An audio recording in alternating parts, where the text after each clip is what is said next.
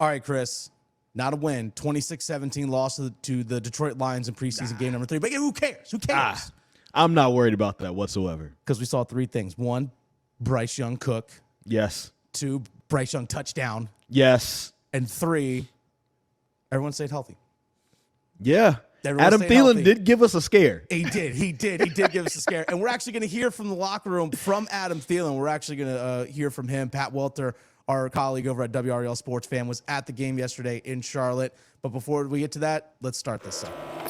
The state of North Carolina covers 53,000 square miles.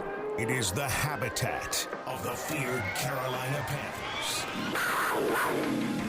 Get dialed in, Panthers fans, for an in-depth look at your team. Exclusive interviews, locker room insight. Let's huddle up for Panthers Playbook. Here are your hosts, Dennis Cox and Chris Lea.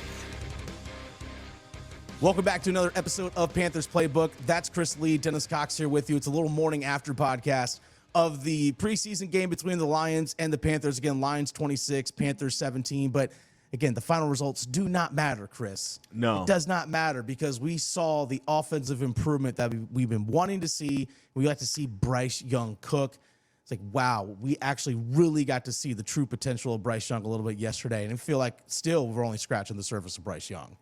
Absolutely, man. The first 2 drives, first off, I was surprised that they let him play 2 drives. I thought it was maybe going to be 1 drive, especially after that first drive. That lasted about, 7-8 minutes. Drove the team down the field, looked really good until at the end there was a few penalties and a sack and all that type of stuff, and then led to a field goal from Eddie Pinheiro. Glad he's back, by the way. Exactly. But no, Bryce Young looked good, man. We got the chance to see a little bit more of a full range of what he can offer. He is elusive in the pocket.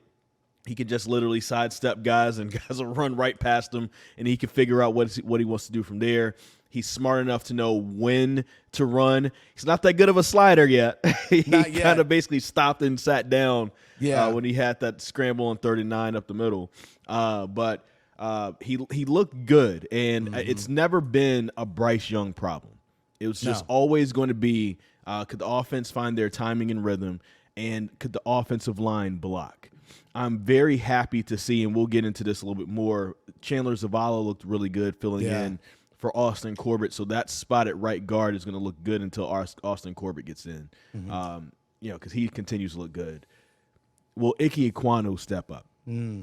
We'll talk about that later as well. But all in all, Bryce Young pretty much doubled his output from the first 2 games in passes caught, and then also with the yardage in this game. So very happy for him. Very happy to see what that looks like. Now we need to see if the wide receivers can get healthy so they have their full complement of players as the regular season starts. There's going to be a lot of roster decisions at wide receiver, especially. We're going to dive into that a little bit later on. Before we get into all that, and again, make sure you subscribe here on YouTube. Smash the subscribe button. Leave us comments. We'll interact with you. Also, I do not look like Plies, okay? Just tell Chris he looks like Plies. Oh, my God. Also, make sure you, if you're listening to us on your favorite podcast platform, Apple, Spotify, make sure you follow us there as well so you don't miss any of the podcasts that we put out. But speaking of Bryce, okay, you look at the overall numbers, like, okay, 7-12, had the touchdown, but let's look at context, for those 5 incompletions. A couple of intentional throwaways, knowing that nothing was there, which is smart. He didn't try to force something. Also, didn't try to force things with his legs either. We talk about oftentimes with young quarterbacks, it's like first read's not there, check down's not there, I just bolt and go. And heck, some quarterbacks don't even get to the check down. They're like first read and then it's not there and they just take off. Bryce stands in the pocket, poised beyond his years. But things that impressed me most is just, I talked about this on radio earlier this week, his accuracy. And it's not just completing a pass. Sometimes we look at completion percentage and skew that as accuracy. It's or view that as accuracy. That's not always the case. Right. Because you got to look at the difficulty of the throw, the context of situations, the whole deal. So a couple of those incompletions were, again, just throwaways. He kind of overshot one to Derek Wright, which I thought was one that he did miss. It's okay, out of 12 pass attempts, you truly missed 1. Okay, for a rookie quarterback, not bad. But then that touchdown pass to Adam Thielen, Amazing. He's releasing the football before Thielen even gets out of his break. and turns his body, he's releasing the football and puts it in the exact spot where he needs to catch it. The exact spot. That is like 6th year in the NFL top end quarterback level throw. And he also had a back shoulder throw to Adam Thielen that went right through his hands and put it on a rope. And Adam Thielen, again, just went right through his hands. So that's an incompletion, counts towards Bryce. But it was that's a perfectly thrown ball. Yes. And I also love the fact that it seemed like the offense, the play calling, they just let Bryce cook. They the first 6 or 7 plays on offense were all Bryce Young, Bryce Young, Bryce Young, Bryce Young. Yeah, not a lot of running plays called. The only runs early on were him scrambling, picking up some yards. But even then, it was all right, on a couple of the scrambles, all right, I'm not going to force something that's not there, pick up the 4 yards or whatever it is, get this first down, step out of bounds, and we'll keep it moving. That's okay. Sometimes guys try to do too much too early in their careers because they're so used to being just so much more athletically gifted than everybody. And I love the fact that he is, again, poised and mentally strong beyond what a rookie quarterback is supposed to be. Go ahead. No, I was just going to say you definitely see why he was the number 1 overall pick, just mainly because, you just know, if you pick C.J. Bryce, you wouldn't have seen some of that. If you picked Anthony Richardson, I mean, he had some highlight plays the other night, man. He can run. He looks like prime Cam Newton when he's running, but he can't throw like that. That's not his ministry. He's not going to be able to hit Adam Thielen in that spot. And then the same thing for Will Levis. He's not going to be able to do that. So when it comes down to the quarterbacks that were available fitting in this offense, being a passer, not just a passer, an accurate passer, Bryce Young is where it's at, bro. And honestly, I'm not worried about the size anymore. I'm not. Just mainly because we've seen him pass the test. We've seen him get leveled and get right back up. Now, of course, over the course of time, if it keeps happening, blah, blah, blah, blah, you can eventually wear down. We get that. We understand that. But I think he did a great job showing who he is, how tough he is throughout this preseason. We've seen him in horrible situations. We've seen him in better situations, and he's always stepped up to play. We've never talked about any of these games where Bryce Young was a problem. Yeah. And I think that's the main thing. So he will have some rookie mistakes, some rookie hiccups. We're expecting that. That's going to happen. That's going to be natural. But I don't think we're going to see a situation where we look back on a Panthers loss throughout the regular season and say, man, Bryce Young should have. It sounds like it's going to be other things other than Bryce Young, which is very encouraging to see. So look at overall offensively what they did today. So in game number 2 against the New York Giants, we actually saw them have a sustained drive. They got to the red zone and things kind of sputtered and went backwards. Right. Had to settle for a field goal. We actually saw that in the very first drive of this game as well. Got inside the red zone, then they gave up a sack. Then some incompletions, including Bryce having to throw one away. Field goal. It's all right, you had this. They had the long drive. I thought they were actually going to take them out, take the starters out at that point. But they put the starters back in, which I was actually very surprised about. But I think it was actually good for them. It's all right, you guys have gotten to the red zone a couple times as a unit. Let's finish a drive. Yes. Let's actually get in the red zone and finish with a touchdown, not go backwards. So I thought it was great that they got into the red zone and finished with a touchdown. Then you took the guys out. That's the high note that we wanted them to leave on. 2 drives, 10 points. Hard to argue against that. Again, there's a couple of small things that you would like to see cleaned up. There was a couple penalties with an illegal formation and obviously the sack that was given up by Ikem Ekwonu, which I thought Bryce Young actually could have stepped up to the pocket better on that. It's a little small thing, but still Icky giving up pressure. Nonetheless, 2 drives, points on both those drives, and again, finishing with a touchdown. That's the confidence that you want to have your offense closing out the preseason when it goes into the regular season. I was surprised by it, but I'm not going to complain now. No.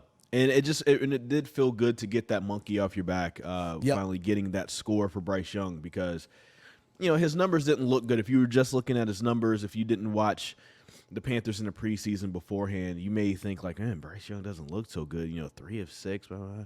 in some of those prior games. But again, like I said earlier, he was never the problem. He was never the issue.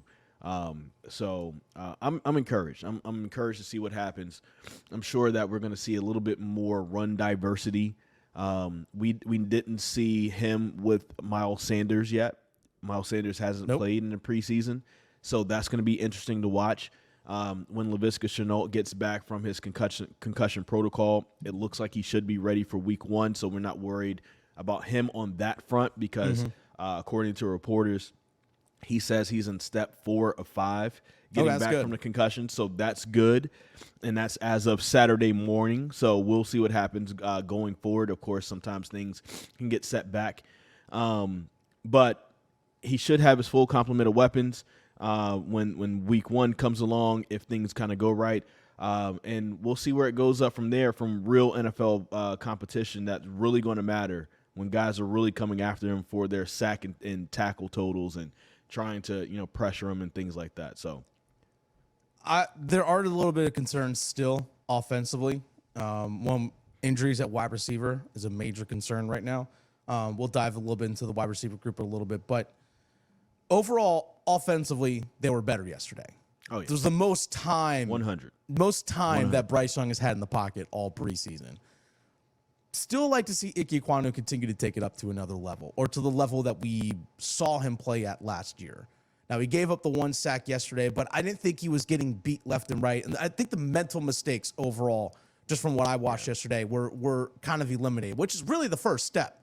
Like, okay, the mental mistakes, correct those first. If you just physically get beat one-on-one, okay, sometimes you're just going to physically get beat one-on-one. That stuff happens. Last time I checked, the guys on the other team are paid too. But that's something that you can work on, because at least you know where you need to be. Physically, we can work on stuff. That's just working on technique and refining some of those different things. But still, he did get with the 1 sack at a crucial part of the field inside the red zone on a first down. The second time in as many games that he's done that. And that's the part that I think is concerning, is it's not just the one game. Because what you said is true. Like, their overall looked better. Yeah. But he did give up that 1 sack. And when you're looking at the duration of these 3 games, gave up 2 sacks and 4 pressures. Yeah. That's not going to look good as the guy who you're expecting to offer a huge contract to in a few years to be the blindside help for Bryce Young. If not Icky, you're going to be out of here. You know what I'm saying? And they're going to have to find somebody else who's up for the task who can do that, because that's going to be a very important position for it. So I'm confident in him. You know what I'm saying? Like, I really do believe he can step it up, and I really do believe he can get there and become that guy that he was last year. But there are those mental errors, and, you don't want to – this isn't the coaching staff that drafted you. So are they going to be patient enough with you to grow with you on that? They're going to have to do it this year, but what about next year? Yeah. So I really hope he steps it up. I believe he will step it up, but still, just over the duration of these past 3 games, it does not look good. Well, we saw him struggle early last year, and we saw the level he played up during the course of the season. Against Myles Garrett. Yeah, we get that. Yeah. Hey, rookie, you're getting Myles Garrett, one of the best edge guys in the NFL. Yeah. But we saw him improve week to week to week last season, and was actually one of the highest rated left tackles in all of the NFL, especially amongst rookies. Yeah. He was fantastic as the season went along. I think that's where the frustration comes in, is that we saw him play at such a high level for a chunk of last season. We know he can be better. Exactly. I think we know it. They know it. He knows it too. Like, all right, let's just get there. Yeah. Don't make last season be the fluke. Don't make your rookie season be the exception. Right. Make that your standard, right? All right. Before we get into some of the roster decisions and things along those lines, Chris, let's go into the locker room. Adam Thielen, who gave us a little bit of a scare. When he got nicked up. Let's go to Adam Thielen, who finally had a touchdown pass from Bryce Young. Let's hear what he had to say post-game from the locker room yesterday at Bank of America. It seemed like that practice or in the preseason games. How would you sum that up?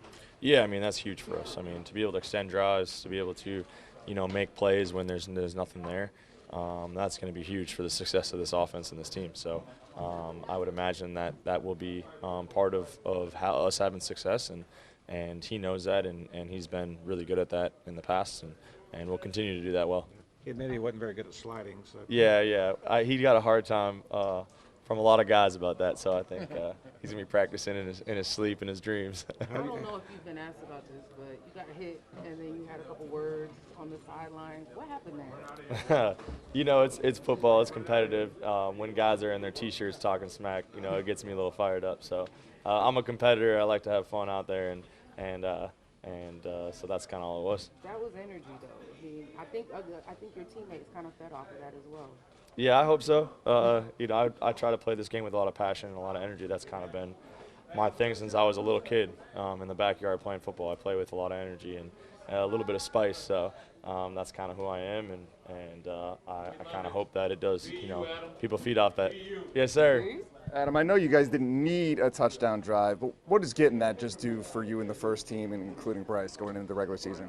Yeah, I mean, I think our mindset is always, whether it's practice, games, just making plays, and it's not about necessarily the outcomes. Obviously, when the regular season hits, it's about outcomes, right? You got to win. You're either going to win or you're losing, and it's obviously important to win. But right now, we're just focused on each play, one play at a time, trying to get better, trying to get on the same page, and preseason games aren't about those outcomes. Does it feel great to score a touchdown and to end those drives and points? Yeah, but that's not what the preseason is about. For us, it's about the process and really getting on the same page. Do you guys feel ready? You've been on a lot of winning teams. Does this team feel ready? Yeah, we're ready. Yeah, it's the regular season now. You got to be. Nice to see Adam Thielen bounce right back up, actually get back in the game. I was actually surprised to see him back out there, but it was comforting knowing that he was good to go.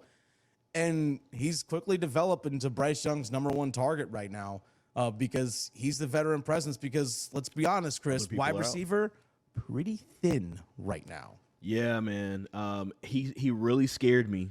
Because he scared all of us. It was the way, I saw that he kind of got that knee in the back, and I was like, "Ooh, that can't feel good." And then he struggled to get up. I was like, "Okay, hopefully he'll just get up and just gallop off." And then he did the whole thing where he kind of released his body and went back on the ground. And that's where I was like, "Oh man!" And CBS went to commercial. I was like, "Oh no! Tell me this isn't happening." But then I was reading the tweets from everybody who was there, and like, "Oh, he just got up and he got off." So and then he was yelling at somebody on the sideline. Good. I'm glad. I'm glad he's good. But I'm not as worried about the wide receivers, mainly because again, Laviska Shenault should be coming back soon from that concussion, right? Supposedly step 4 of 5 to get back from the concussion protocol. The Panthers aren't playing for another 2 weeks. He should be fine for that. Concussions are tricky, though. They are. Really can be But tricky. if he's already on step 4 or 5 within the week of this happening, then I get it. He has another 2 weeks to heal. He should be fine, especially if they hold him out of practice to make sure he doesn't have any extra trauma related to that. And then you talk about DJ Chark. They're positioning this as if it's not a big deal. What will tell me if this is a big deal or not is if they go out and get another wide receiver. So we kind of have to wait till Tuesday.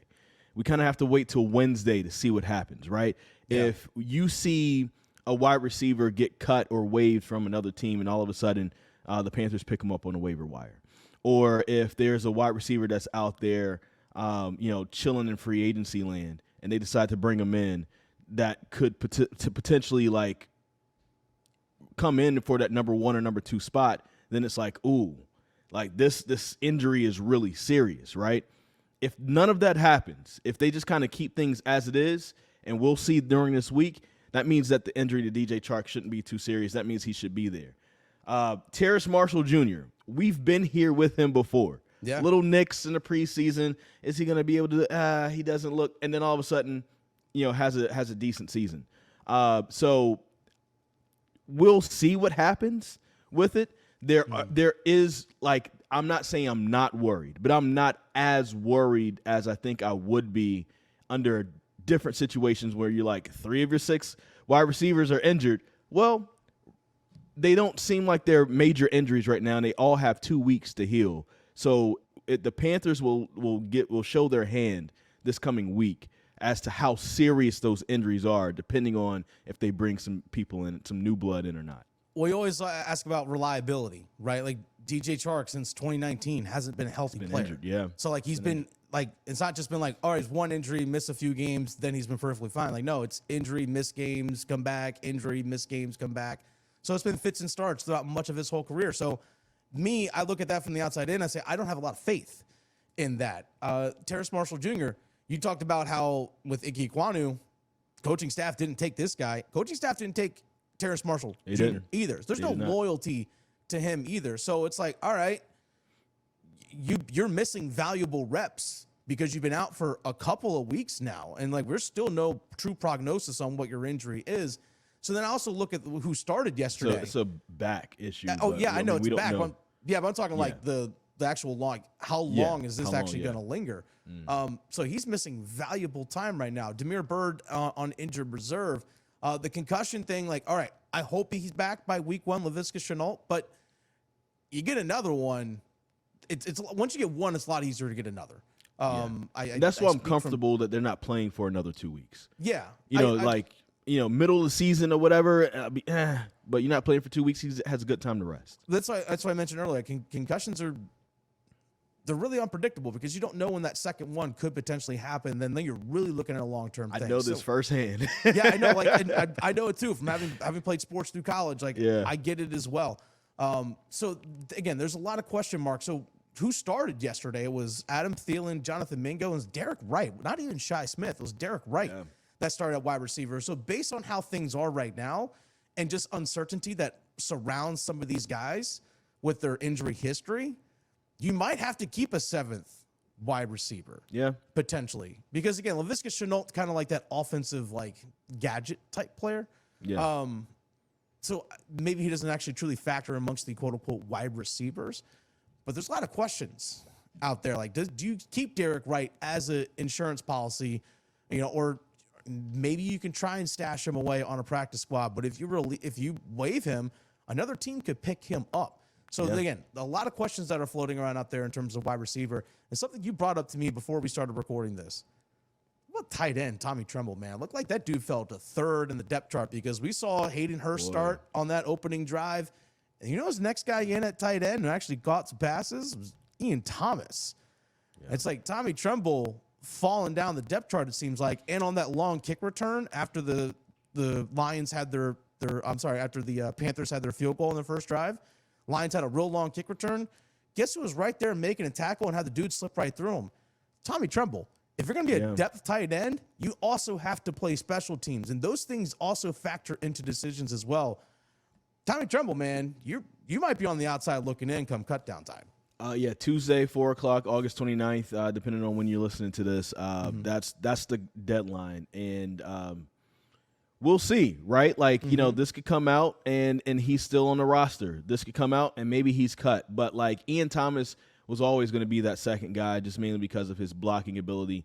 We've just seen him, he's not that good of a route runner. He's getting – I guess he should get better.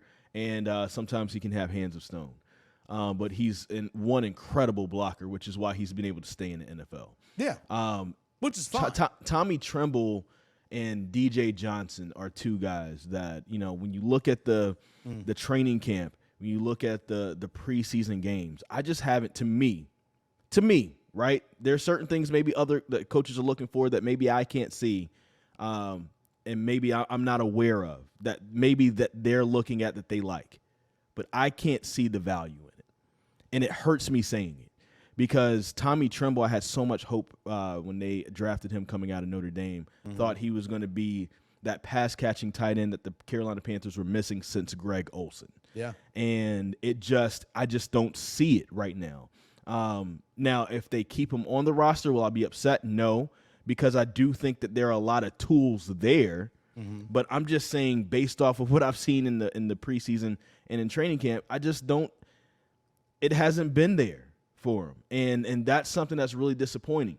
Talk about somebody like Giovanni Ricci, who the last coaching staff under Matt Rule basically took him as a tight end, and he wasn't going to make the roster, so they decided to use him as a fullback to have him in that spot blocking behind the line.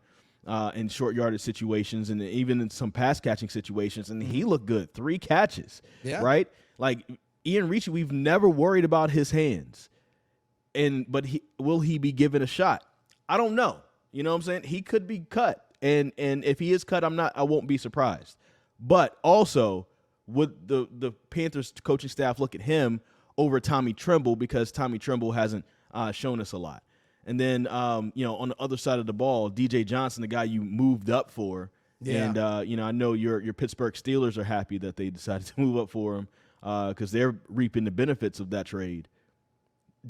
Has not looked good at all. It's just, I don't know if it's there for him either. He's the same age as Brian Burns. Yeah, I know. Same age as Brian Burns, and Brian Burns is leaps and bounds ahead of him.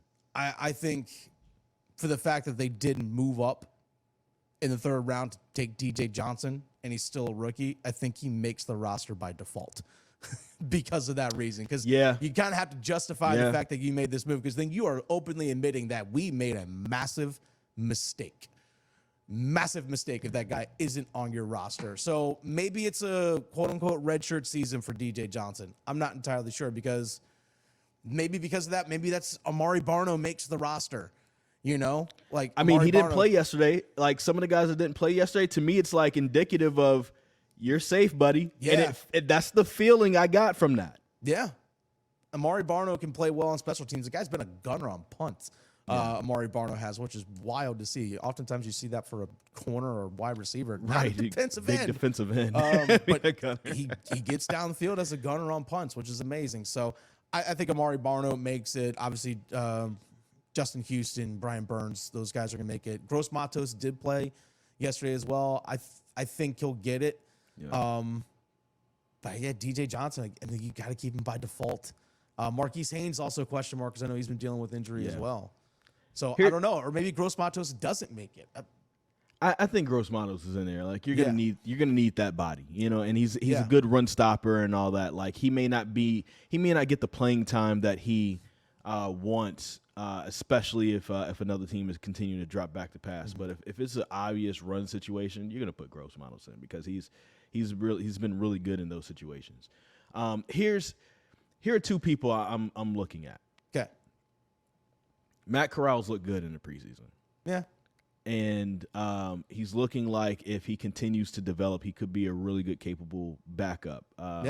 We'll see what happens with, like, especially if you're getting to next year and you need to figure out a way to save some money. A good way to save some money is, see you, Andy Dalton. You've done what you're supposed to do. You help Bryce Young out. You've given him a year's worth of tutorials. We can keep Matt Corral as the backup, right? And it'll be a lot cheaper. So, especially with the rule where you can have that third emergency quarterback. Exactly. That gives the coaching staff something to think about because, Frank Reich traditionally only likes to keep 2 quarterbacks. And then another person I thought about who remember, Frank Reich said it during this past week leading up to this. He was like, jobs are still available and on the line in this 3rd preseason game. Mm-hmm. And what have we talked about, Dennis, in short yardage situations? There's small backs. Spencer Brown has shown that he can pick up those tough yards. Yeah. Now, I think it's a long shot he makes the roster. I don't think he's going to make it. But if he does, it's because he's shown that he has the ability to get you those short yardage situations, those that you need, right? And he's a bigger back, 220. Listed at 220, looks like he's more like 225, 230 to me. He can push that pile. Yeah. And to me, it's a conversation. It's somebody, he's probably one of the last cuts. It's somebody you really got to think about. Yeah, and if he doesn't make the roster, hopefully you can put him on your practice squad and elevate him and on game days if needed. But, yeah, that's another one. Like this is where him and Derek Wright, man. Him and Derek Wright. But this is the thing. Because of the injuries at wide receiver, if you have to keep an extra wide out, that might push a guy like Spencer Brown off the roster. So, again, these are all things that factor into these decisions. So a lot to be figured out. We'll know on Tuesday next week. But until then, make sure, again, you subscribe here, Whether you're watching on YouTube, subscribe, hit the likes, leave comments. Also hit the little notification bell. That way you don't miss any of the podcasts and episodes that we put out. Also, make sure that if you're on your favorite podcast platform, you follow us there as well. Apple, Spotify, Google, Stitcher, you name it. We're right there as well. That way you can listen to us anywhere that you want to. And tell Chris that he looks like Plies. I got something for you. What's up? Is that you and Plies? That's me and Plies. You look like Plies. No, I do not. You look like Plies. No, I do not. You look like Plies. This is back from 2007, I want to believe. It was right before my senior year in college. You look like and Plies. This was, I worked in radio, worked at 102 Jams in Greensboro, and this was a meet and greet situation. I do not look like Plies. You look like Plies. But I am taller than Plies. If you well, that's not hard. If you had a little bit of facial hair right there on the chin, man, spot on. I do not look like Plies. We don't look anything alike right here. We don't look anything alike right here. Put a Minnesota Twins hat on, you look just like Plies.